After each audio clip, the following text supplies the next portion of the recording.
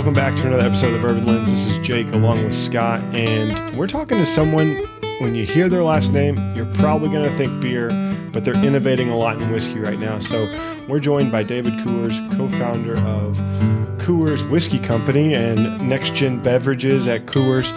So David, thanks for joining the Bourbon Lens tonight. Absolutely. Great to see you, Jake and Scott. Yeah, we're glad to have you. We're super excited. This conversation has gone back, back in February of 2022, and life is busy, and you all are starting a brand, unlike all the other brands you've started as a company over the years, but you're starting a whiskey brand, and what better time than the bourbon boom to be producing whiskey.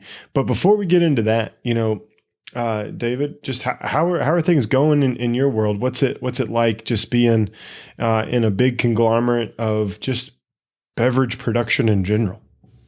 Yeah, it's pretty fun. I mean, I tell people I've got the fun job of trying to venture into new types of beverages and categories and whatnot. And as a beer guy through and through from the beginning, it's fun to kind of venture and see what else is out there. And the whiskey really is based on a passion that I had that started about 20 years ago, which I can get into, but that really is the most fun one that I think we've done from a personal perspective.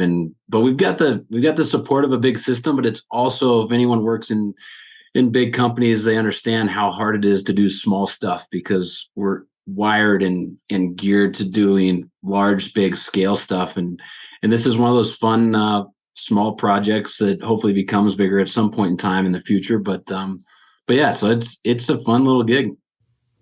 Yeah. And I can only imagine, cause I'm just like scrolling through your all's like brand list right now. And I'm not going to lie, I've not heard of half of these things. So like, I know y'all are doing a lot of things, and the Topo Chico and the Vizzy Hard Seltzers I know have recently been big around my house, as well as Zoa. Jumped on the Dwayne Johnson bandwagon with the Zoas. So a lot of brands that are out here, but super exciting to see what all y'all are doing and talk about that. Scott, what about you? Like, from a Coors perspective, you get in on the whole lineup here? Cause I think some of these would like scream your name. Gotta say, I'm sure there are a lot of brands out there that I have enjoyed and didn't even realize it. And that's typically the way it works with large companies. But yeah, I've had the occasional Coors beer, But if you're going Coors, just to this day, you got to go with the banquet. It's the champagne of beers. Just, you got to go there. That's just through and through. But your mountains can turn blue, and you're also the official beer of Shower Time. Yes, you're up to speed with all the old campaigns, so I like it. Yeah, and you know me, I watch a lot of football, so you gotta take it all in. Got the branding down, right? Oh, for sure. So you talked about like this becoming a passion project of yours. So, your family is all beer all the time, and you've got this whole whiskey movement happening over the course of your lifetime and right in front of you, because you're in beverage. Like, how does that like start for you all, that conversation, and how do you get into it? Yeah, it's funny because it started about 20 years ago, and I was actually in college at the time, and I was obviously drinking beer and enjoying that, but I had some friends that were into whiskey, and those were early days. It wasn't what it is today. And so I was just kind of intrigued by it, learned a little bit about it, understood, okay, it's somewhat similar to beer from a process perspective on the front end of the business. And I've had some whiskey and bourbon folks say that bourbon's just beer made a little bit better, but it started there with this kind of interest and intrigue. So I was on a trip with my dad, father-son trip, and had a sore throat, and he said, well, have a glass of whiskey on the rocks. And so I sipped on one and had another one. I woke up next morning, the sore throat was gone and felt like $1,000,000. And I was like, there's something to this whiskey. And later that Christmas break, we were driving down the Golden Valley. If anyone's been to Golden, you got the big brewery and a bunch of buildings on each side. And we're driving down the valley. And so I said, Dad, why don't we make a whiskey? And he didn't even look over at me. He just hands on the wheel and said, we're good at one thing, and that's beer. And it was end of the conversation. I was not a rebel at the time. I wish I was. Otherwise, we'd have some 20-year-old bourbon right now to be sipping on. And I still kick myself to this day. But that conversation honestly ate at me for a long time, and never took the plunge and jumped out of the beer business. And then in 2019, as a company, we decided we'd venture beyond the beer aisle, hence the energy drinks and hard seltzers and whatnot. And I was fortunate enough to get the position to lead some of our new category work. And that's when I was like, okay, it's time. We're gonna get in the whiskey game. And so that was right at the end of 2019, early 2020, and then everyone knows what happened then. COVID hit, and that was another deep journey I can go on and walk you through how we got from that point to Five Trail. Yeah, I mean, we definitely want to go down that route for sure, but we want to pick up a little bit with your history, right? So we'll hodgepodge. So we have this idea 20 years ago with you and your dad, and I think we all kick ourselves, like me and Scott going to our local Rite Aid and just picking up every whiskey bottle we could have found at that point in time. Because, Rite Aid was like a place where you went and bought fancy liquor 15 years ago. But like, for you, how did you just get started, right? Like obviously you're fifth generation in the lineage here, but how do you go about from like, I don't even want to do this to getting on board with engaging in the Coors family business? Yeah, so we've got a few family rules. One is, we don't let in-laws work at the business. It's for obvious reasons you can imagine.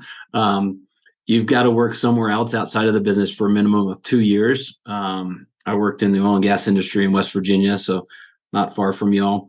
And then another one is my dad just never was one of those that told us what to do. It was, if you're interested, you can dabble in the business. If you're not, that's fine. And so I grew up around the business. So my dad I'm the youngest of 6 kids. He traveled all the time. If he wanted to see us, he brought us along on a work trip on the weekend. And so I grew up around the business with his colleagues and seeing it, and just fell in love with it as a kid. And so after college, after my stint working outside the business, took the plunge working in, and just fell in love with the brand marketing side, the operations side. I'm an engineer by trade, but went to business school and fell in love with the marketing side. And I've gotten the pleasure to work across everything from the Coors Banquet brand, which is, one of my all-time favorites, obviously. Got to launch and run our business in Australia, which was a fascinating experience. And so dabbled around different functions of marketing and sales and strategy. And it all kind of helped culminate into this opportunity of creating a new brand and a new category. Yeah. And that's super interesting. And you mentioned something like, early on in the conversation was beer and bourbon are very similar. Beer and whiskey are very similar. So like, as you all, let's pick back up. So we went backwards to go forwards, but let's pick back up. In 2019, 2020, you all are making these decisions, knowing what you all know about beer and just the extra process on the back end, right? From a whiskey perspective, like what was that next step for you all to push forward into this growing and emerging category? Yeah, I think it's a combination of obviously the category size and trends. To anyone kind of assessing where they want to go, we're going to see that and say, okay, there's opportunity. But then if you start to look at it a little bit closer, it's dominated by a short list of very good established players, fragmented, similar to beer, across a lot of small players as well. And so you go, okay, it's tricky. How do you wedge into the category? And when we said we want to get into this space, I said, okay, let's be sure we do it in a fun, authentic way. And said, okay, what do we have? We have, North America's 3rd largest malting facility right in Golden, Colorado, where we make malt for our own beers, obviously. And I said, okay, that's an ingredient. We can at least have some of our DNA into the product. Rocky Mountain water, which everyone is well aware of. But we didn't have any whiskey. We didn't want to wait 4 years to launch a whiskey. We wanted to get in the game back then. And so then it was figuring out how we wanted to get into it. And I started talking to a handful of friends, a couple suppliers had brands sending me products. They wanted us to do distribution agreements.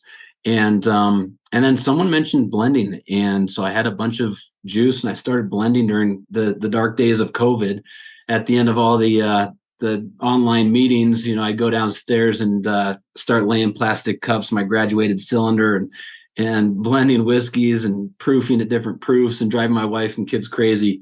But that was my hobby for those early dark days of COVID.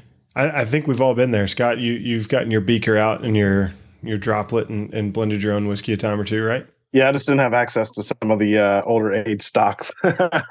Right. More finished products, I guess, that I've experimented with. But yeah, it's definitely, when brewing is in your blood, and if you've got a passion for whiskey, I think that seeking out the resources that you're already utilizing, Rocky Mountain water, the malting. I wasn't even really thinking about that you guys have, the access to the malt. I mean, that's huge in today's world. And we've been talking about single malts pretty regularly here on the Bourbon Lens, which is not something we did when we first started out, but clearly that's a growing thing, and incorporating malt at a higher percentage into your mash bills is definitely something you guys can really leverage.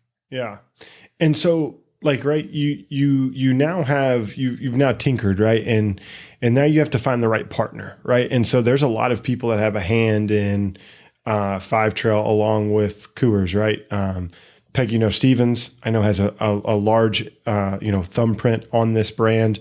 And Danny Calloway from Bardstown Bourbon Company, and a variety of other folks. So talk about how it, like, that collaboration came together, because I love the fact that Peggy is involved with this brand, because I think from someone who smells and drinks whiskey, as Scott and yourself, like, there's not many people in the world that does it better than her. So to, like, have her on the forefront of it, I think is great, because I don't think she gets enough shine for as much as she does in the whiskey industry. I love Peggy. She's brilliant. I love her tasting notes, because she goes like 3 layers deeper than the average person would. But it's kind of funny, because we went into it and had all these blends, created a blend. I was like, all right, we've got it. I just need someone to bottle this stuff and we're going to go. And one of my old colleagues that used to work at the brewery worked at BBC, and he said, "Hey, we can help you out." And I said, "No, I've got this figured out." And then I quickly realized, a little bit of understanding that we don't know everything in this space, and how do we surround ourselves with some of the best in the business to do it right? Because I didn't want to take any shortcuts. I didn't want to mess up. There's a lot of not only the passion behind it, but it's got my name behind it and all that kind of stuff. And so Herb from Bardstown was in town. He said, "I'm coming to Denver. Let's have a meet for a burger." So we met at Cherry Cricket for a burger. I said, "I got my blend. I just need you guys to bottle it." He's like, "Well, come on out. We can help you out." No. I've got the blend. I just need you to bottle it. He goes, "Well, just come on out." So we went out there, spent 2 days with the Bardstown team, one of our master brewers as well, and who has an amazing palate. And we sat there and we took my original blend and spent 2 days kind of evolving it into what is in the bottle in Five Trail. And I still to this day want to do the original blend, but that's going to be a few years out, because we need some components, enough volume of some components to make that happen. But that's really kind of how it came together, was being sure that we surrounded ourselves with really good people that were genuine, that cared about the project and could help us. And we got that with the Bardstown crew, and then bringing Peggy in was awesome as well. So, Steve Nally's got an amazing palate. It's fun to do a blending session with him and go toe to toe with Steve and see what he likes and what you like, and compare those notes. And same with Peggy and Dan and all those guys and gals. It's just, it was a really fun, cool process. You mean Steve drank a non-wheated bourbon? Come on now. Don't tell everybody fibs on this podcast. I'd say maybe he did try a little bit. Whether he enjoyed it or not, I don't know. You have to ask him. Oh man, no. They call him the Wheat King for a reason, right? Because that man has produced more wheat whiskey and wheat bourbon than we will have dropped water out of our glasses along the way. Yes, water, not whiskey. That's how much he's dropped. So. All right, so we've got the team, we've got this idea. So where does the name come from, right? So like that all has to go into the master plan that you have the whiskey kind of situation. What's the marketing side to bring this to life? Yeah, it is. Anyone that's started up their own brand, I don't care if it's in beverage or anything else, it's just impossible to name things these days. Everything is trademarked and whatnot. And So we did a bunch of different name searches, and the inspiration behind Five Trail was a nod to five generations. I'm fifth generation of the Coors family, and Trail is the trailblazing spirit that started with Adolf almost 150 years ago. Actually, next year in 2023 will be 150th anniversary of when Adolf started the brewery. So it's one of those that's a little nod. It drives some people crazy that it's not trails plural because it's five, but I'm not. I was an engineer. I'm not an English major, I guess, and also it's one trail that we're on. It's not five trails coming together, but that's all the marketing, whatnot, but it's really grown on myself and other people as we showcase it, and then we have imagery of different mountains on each one of our unique batches. So whether that's the flagship release or the cask finish or barrel proof or small batch, you'll notice a different 14,000 foot mountain from Colorado that we're highlighting, and just a nod to kind of our Western heritage and the fact that we've got some Colorado single malt in there. Well, and I think that's exciting, right? Because it's an ode to where you all are from, and not getting away from that, but bringing that, Kentucky tradition and what you all have kind of right now. And who's to say there's not Colorado Five Trail single malt coming down the road, or Colorado bourbon down the road at one of your all's facilities that's being pumped out, putting in barrels. I'm not teasing or telling anyone about anything because I know nothing, but that's where my head goes.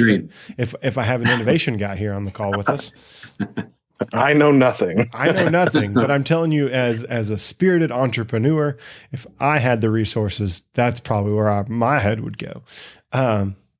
So let's talk about this whiskey, right? Because this is batch 2, right? Batch 1 had been in the market. It's gone around. So obviously it was successful enough to do a second batch. So like what's the reception been like in a crowded space? Because whiskey is becoming a lot like beverage. It's hard to get shelf space and for people to know who you are. Yeah, it's definitely one of those games. Wedging in is tricky. And we did produce our first batch, and every year it's going to evolve and change, because 5% of the blend is what we call our special guest. And so we're going to change that 5%, and we're even going to change the percentages of the components of the blend, but it's always going to have its staples. The foundation are wheated, 4-grain, single malt, and then a special guest is 5%. And so we put the first batch out there, not sure really what to expect. And I think the reaction that we've gotten is which I love. It's, maybe it's because the expectations are low, so the bar is set low and it's easier to exceed that low bar. But when we won the double gold at San Francisco, and every time I sample someone new on this, they're a little bit curious, a little bit skeptical. Okay, you've got a nice story. The packaging's beautiful, but the true test is when they take a sip and take a sniff, and they take a sip of it, and they look at you kind of funny, and they do the second swish and sip, and wow, that's actually a wonderful product and unique in its own regard. I think adding the single malt into the blend is something that no one else is doing, or that at least we're aware of. The downside is it's not an all bourbon, but we wanted that single malt in there for a reason, because we wanted the touch of Colorado and also our malt that's in there. So that's where it came up with. Yeah, I always lean to Scott on this, first to get his opinion before I give mine. So Scott, I've seen you take a few sips. As we've gone through, what do you got about just the standard blended 95 proof? I love the proof point, perfect proof point for a whiskey for the average whiskey consumer with a lot of flavor. But Scott, what are your thoughts? Yeah, so I mean, blended American whiskey makes a lot of sense, like you said, to bring in that malt component, but also have a good bourbon base, and you can tell that this has a good bourbon base.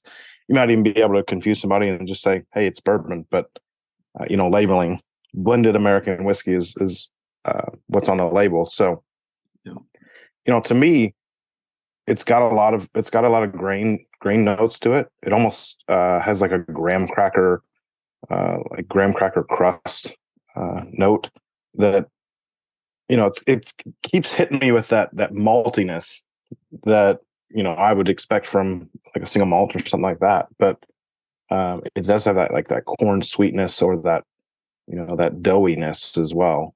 So, this is the first time I've poured it. Literally, I think we've been on the call for 30 minutes, like 33 minutes ago.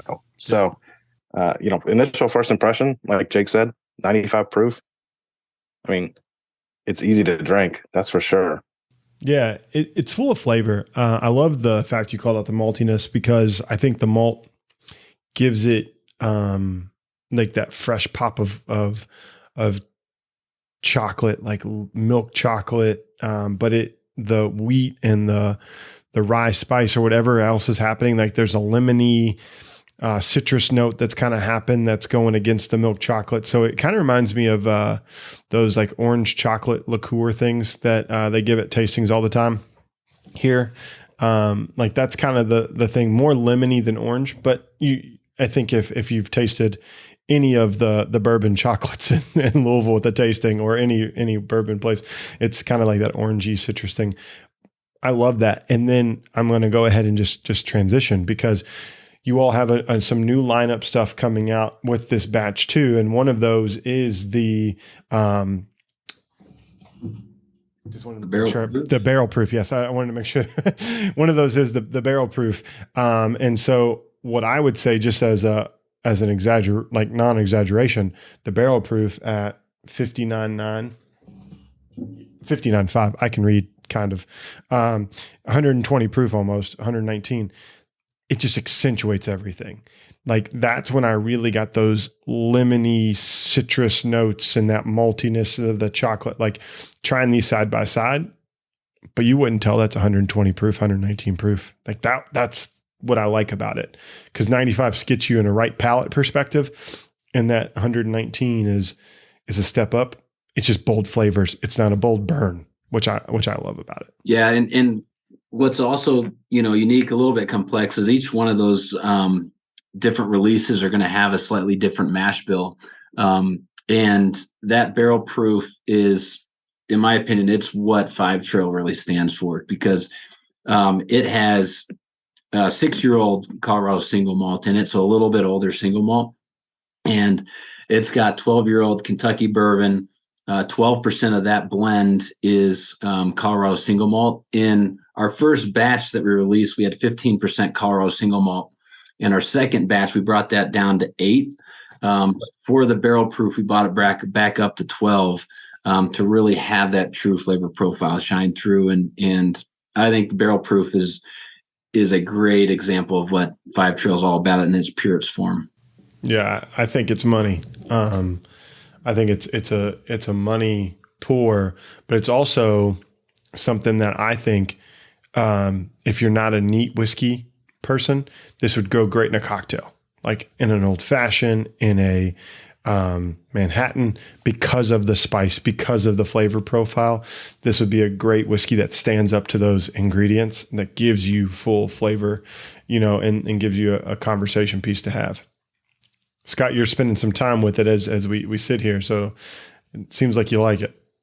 You skipped ahead. I wasn't quite ready for it. I had to pour it in a glass, but yeah. So you're really catching super first impression here. But I mean, it's so much more rich and like viscous, and it almost has like a really like butterscotch type note. Like it kind of like makes your mouth like water. It's like savory and sweet. I don't know if that's a good descriptor, but there's a little bit of, I mean, it's definitely a nice jump in proof. I mean, it's 25 proof points, 24 if we're doing technical math here. But, it definitely brings a nice punch over the 95 proof. But yeah, I think it's just like everything's like a little bit elevated. I still get that graham cracker cinnamon type note. But yeah, it definitely like makes my mouth like water. That's like the savory note. I don't know what they call it in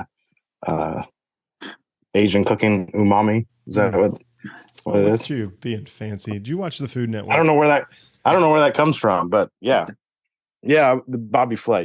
Oh, hey. I it's quick story. I was watching so much Beat Bobby Flay that my wife took the remote from me the other day. She was like, "You got to stop watching Beat Bobby Flay reruns." I'm like, "Do you want me to be a better cook or not?" Like, did you start to get confidence? You think you could beat him? oh, there's not a shot in hell. I learned how to cook pretty much by watching Bobby Flay when I was younger. I mean, that was like, not that I'm an excellent cook, but that was like where I learned a lot of like just silly things that I can tell my wife like she's doing wrong in the kitchen, but I'm the cook. So do you have any cool stories about watching the Food Network, David?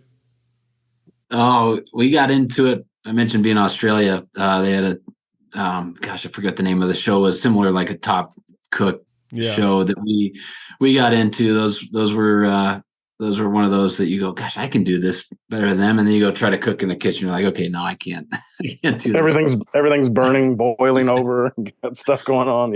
Yeah. But I just want somebody to come in behind me and clean up. Yeah. All those shows are so nice. Everything's perfectly laid out and it's easy to cook. Yeah, that's the easy part, right? But it's just picking up after yourself afterwards. The mess you made. Yep. It's like creating whiskey, right? But just creating, the conversation. And it's always about food. I always bring up food here. Every podcast, I think it's like 9 times out of 10, we're going to talk about food. But with food, there's a lot of innovation. With whiskey, with beverage, there's a lot of innovation. And so you have innovation in this next batch of whiskeys. And so the one that, Scott, just get to prep your mind here, is really kind of an homage to your, beer history, right? But an imperial porter, that may be not a Coors, original lineup, but you understand, beer in general, right? So what made you think about imperial porter barrels versus IPA cask or stout or the 90 million other types of beer cask you could have done? Yeah, we actually have a craft brewery in Golden called AC Golden Brewing Company that we started 15 years ago, and its flagship brand is Colorado Native. So all the ingredients are sourced in Colorado. It's only sold in Colorado, and for about the last, I think, 6 or 7 years, they've made an imperial porter beer, and it's aged in Law's whiskey barrels. So we take Law's whiskey barrels, drop the porter in there, let it rest for anywhere from a year to 2 years. And so when this project started, I called up the team and I said, hey, next time you dump those barrels, let me know. I want to use them. And so last November, actually about a year ago, they dumped the porter out of the barrels. We shipped them in a truck, 24 hours, got them over to Bardstown, and we threw a blend in. Again, a little bit more of a unique blend in this one as well. And they sat in the barrels, and we bottled them up just a little bit ago. And I love how that porter just shines through subtly throughout the blend. But our special guest in this one is actually a 95 rye.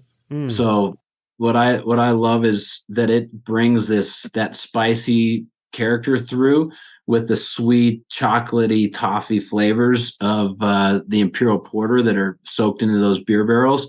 And I think they balance each other out really nicely. So can you give us a quick beer lesson? What's the difference between a porter and a stout? So actually very similar, but use different yeast. So stout typically uses ale yeast. Porters typically use lager yeast. Yeah. I always tell people, I'll never remember the distinction, but that's some good bar trivia.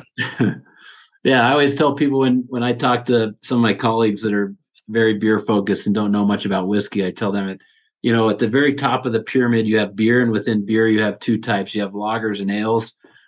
Within whiskey is the top of the pyramid. You got your bourbons, you got your single malts, you got your scotches, and all the run through all the different types of whiskeys. So I try to make those analogies oftentimes because it helps people relate to them. Now that you say that there's 95.5 rye in here, it explains a lot. I mean, maybe it's a small percentage, but I get like this, like black tea, like almost like Earl Grey tea from this. And then, Jake, I know we go back to this one a lot, but Old Potrero, the malted rye, that's almost what this reminds me of, is that malty rye grain. This one's wild. And then cask finish, you do just get that chocolatey like finish. This one's all over the place for me. It's so interesting because I want to start with the finish. The finish is like that bitter chocolate, like dark, rich chocolate with like a little bit of oak and like kind of like cooked coffee grounds. Like that's what it smells like and tastes like a little bit. But the blend of whatever's in here, like with the rye, it just kind of fits well, like that Earl Grey tea with like a hint of lemon and like honey. Like that's kind of the note. Like it's kind of in the porter, like you said, David, like it shines throughout, like, cause you're getting that like underlying like toffee chocolate note kind of from start to back, but it gets real bitter at the end, which sometimes tea can get that way, right? Gets bitter at the end as you drink it. So, it's funky, but that's what's fun about these cask finish, just like cask finish beer or like, any type of, weird beer finish, right? When you get with weird yeast or hops or whatever, you expect some weird things to happen. And this is like a good, weird, like accident. Cause how long did it sit in the barrel? A year, roughly? Just under a year. Yeah. All hell could break loose in a All barrel. needed. Like in a year, right? Like that's the crazy thing is you don't know what it's going to do when it gets into that barrel. No, and I think what's amazing when we, Scott, you mentioned it, just a little bit can make a difference. I've been shocked when we do our blending sessions and we change that 5% component and how much that has an impact that has, or even bringing the single malt from 15% to 12%, the impact that it has on the flavor. So you're only talking a couple percentage points. It's remarkable. And so that 95 rye, really, we thought it was happenstance. We put that in as a special guest and threw it into the porter barrels, but that spiciness would balance well with the sweetness. Yeah, this one's it's all over the place, which is a compliment. It's not not to take anything away from it. It's a fun whiskey. I could drink this again tomorrow and probably tell you 1,000 different tasting notes, which is very interesting. I mean, that's the great thing about blending too, is the components will shine on their own if your palate's awakened to it. Yeah. I just like fun things. This is fun. Sometimes whiskey's boring. Like it's just the same, like oak, vanilla, caramel. Boom, ba-dum, ba-dum, ba-dum. Like Scott said, you're going to get 95 different tasting notes on this. So, one of the things I've seen that's been consistent is the 95 proof. Like, you are tankering in your water from the Rocky Mountains to Bardstown, to reduce down, but 95 proof, did you kind of mess with it, or it was kind of like, hey, under 100 sounds right? Like, how did you get to that portion of it all? Yeah. I mean, some of it harped on, or someone advised me that if you want to not chill filter, that it needs to be, above 92, 93 proof. And so that was one of the guides. And then going back to when I was in COVID and benchtop, blending on my countertop, it was one of those proofs I kept going back to, and you got all the flavor. You got the flavor without 2 minutes, not the burn, and it was just this nice little it seemed to be a really good sweet spot. Yeah. Well, hey, inexact science is the best science, right? Like, sometimes it's just a happy accident when it comes to all those things. And like one other thing, like I think is really interesting because we've spent a lot of time with Colorado whiskey companies. Like, have you been able to connect with the local, whiskey, teams there? You have Stranahan's, you have Laws, you have Boulder and 291 and go on and on and on down the road. Like, have you been able to connect with that whiskey community there too, as like you all enter into this market and how you all are kind of growing as a whole in the state? Yeah, I have met with a bunch of them, and obviously we've got aged single malt in there. So I mentioned our malting facility. We've been selling malt to brewers and distillers across Colorado for over a decade, and so that's I was fortunate enough to forge some relationships and buy some aged inventory from a number of different distilleries around Colorado, which has been pretty fun. But even if you look back to the craft beer movement back in the 90s and early 2000s, Colorado was, a big chunk of that boom and a ton of creativity. And you're seeing that on the whiskey front as well. A ton of really talented people, Leopold Brothers, the Woody Creek, Breckenridge, like there's just a ton of great distilleries. You mentioned the other ones. And they're all really talented folks. And I love what Colorado has to offer from that regard. Yeah. I think that's what a lot of people don't realize. Like, I think sometimes people just go right to Texas, like when they leave Kentucky, or right to Tennessee. Colorado, I think, is one of the most unique whiskey states because of the altitude, because of the diverse seasons, like extreme seasons, cold, hot. Like, go to Denver and run a mile in July and you'll kill yourself. Go to Denver and run a mile in January, you're going to want to kill yourself. It's going to be two different experiences, both going to be at altitude. One's going to be really, really hot. One's going to be really, really cold. So it's like, you're getting like some really unique things happening with your whiskey and aging processes. And I think that's kind of fun too, right? Because it's very similar to the extreme weird conditions that we have here in Kentucky, just at elevation. Yeah. What I always love to say is what Five Trails offers is the best of Kentucky and Colorado in a glass. It's a great mashup of the two. Because I will say a Kentucky bourbon is just hard to beat. I mean, there's some good bourbons out there from outside of Kentucky, but in my early days of all the benchtop tasting and stuff, was one thing I did notice. It had good old Kentucky bourbon was hard to beat when I did some blinds.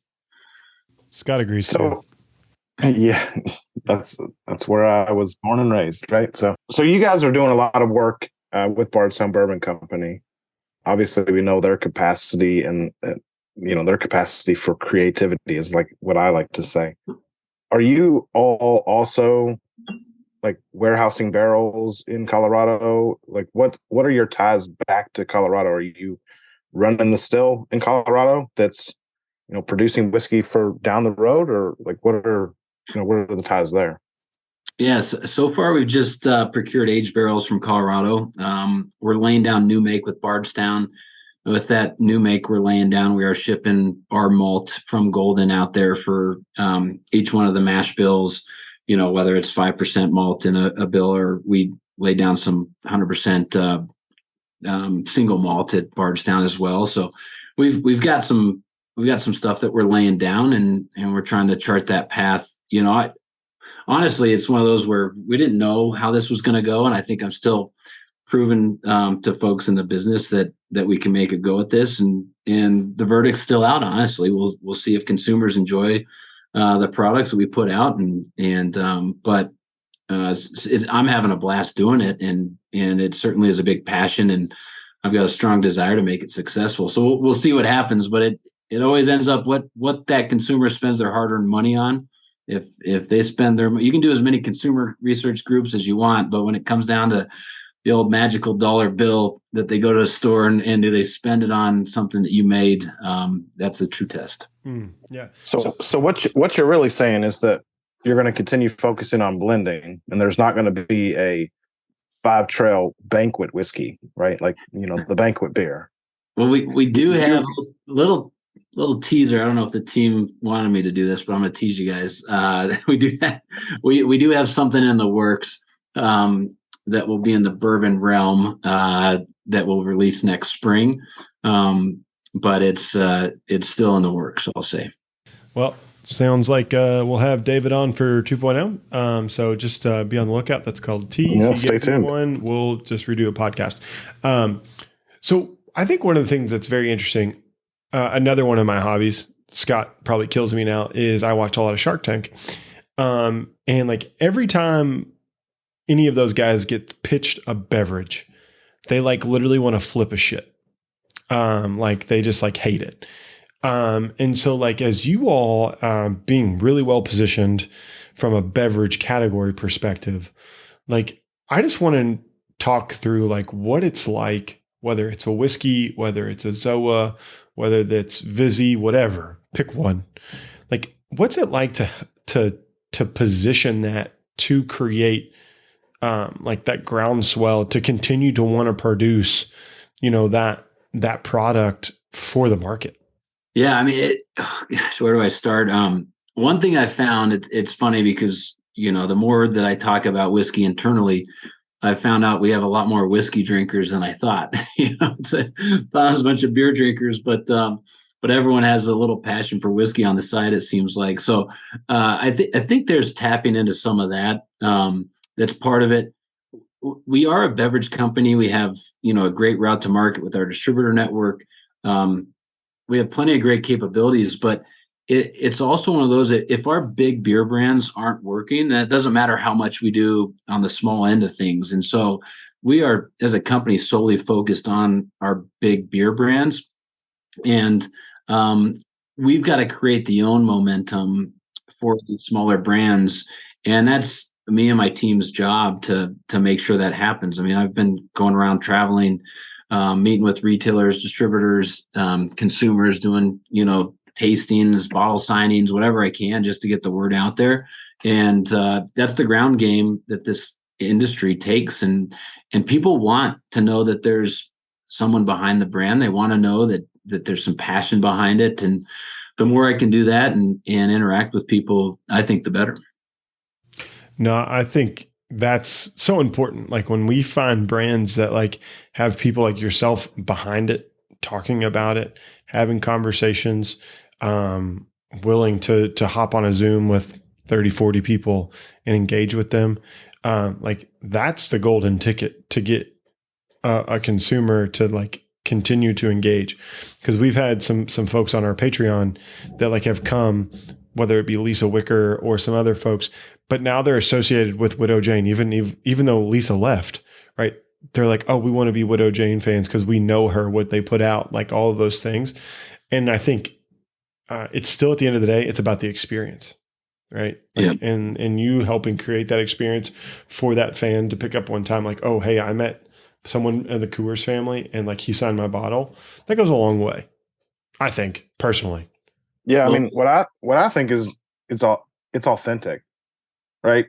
I mean, 2 years ago or whatever, when I heard Coors Brewing Company was coming out with a whiskey, I was a skeptic, right?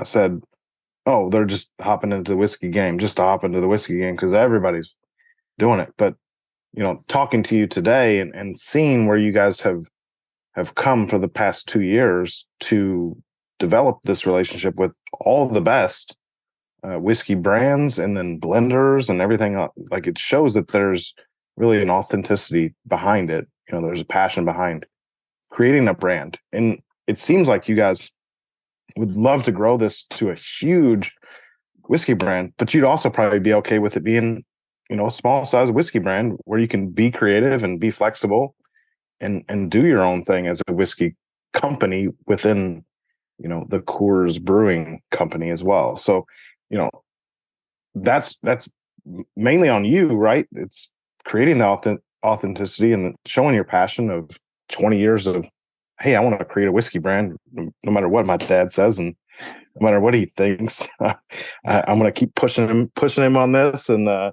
moving forward. And props to you for doing that. So you've definitely changed my perception of what Coors Whiskey Company, what Coors getting into the whiskey business has been. So yeah, and obviously the whiskey's good too. So yeah, no, it's got to stand on its own.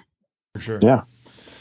Well, David, like this has been awesome. Like I really, I'm super excited about your all's future because the whiskey that we had today was really good. And I feel like sometimes people want to be like wowed. They want to be like this or that and the other. Like I want to find whiskeys that I can find approachable and I can pick up regularly. This is a whiskey I can pick up regularly and enjoy. And I think that's the biggest compliment that I can give someone. Not that like, oh, you have the best whiskey in the world.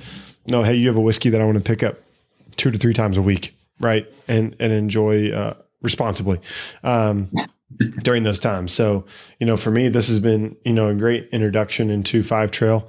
I've had one small sample previously at a whiskey show, but these new expressions that you all have coming out, like that's really exciting for the end consumer to get a hold of these. No, that means a lot. I appreciate it. And just a treat to share them with you guys and hear your perspective. And hopefully your fans go out there and decide to give it a try. Yeah, we didn't even talk about this, but what's the price point on these bottles? Yeah, so our flagship is suggested retail price of $59.99, and then the small batch stuff. So whether it's cask finish, barrel proof, or the small batch limited release, those are suggested pricing of $79.99. So Okay. $60, $80. Try to make it approachable. We've got small quantities. You mentioned our first batch of our flagship is it's not sold out at retail, but it will be probably by the end of the year. It's like a first child. I love it. It's delicious. And then batch number 2 that you talked about earlier leans a little bit more bourbon. That's going to slowly start creeping out there. And then these other 3 limited releases are, when they're gone, they're gone. And it's the first batch we've done this, or first time we've done any of those limited small batch releases. So it'll be interesting to see what the receptivity is.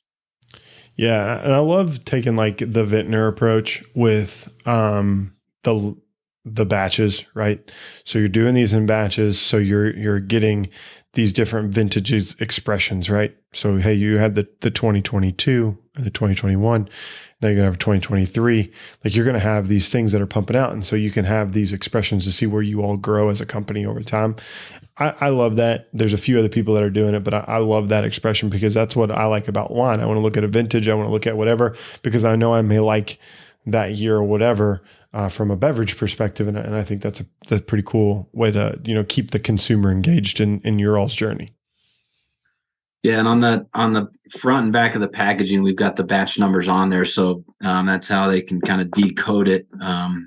And it's got the batch number, the year that it was made, and then whether it's the flagship, barrel proof, cask finish, or small batch. See? Easy enough. You don't have to go to Reddit to find out what their laser code or batch number means. Let's hope. I've done it a time or two. But we really appreciate you taking out time out of your day. I'm super excited about these whiskeys hitting shelves here soon, and we really appreciate it. So, David, thanks again. We'd be remiss if we didn't give you the opportunity for you to do your own sales pitch. Tell our consumers where they can, or tell our consumers, tell our listeners where they can find out more about Five Trail whiskey.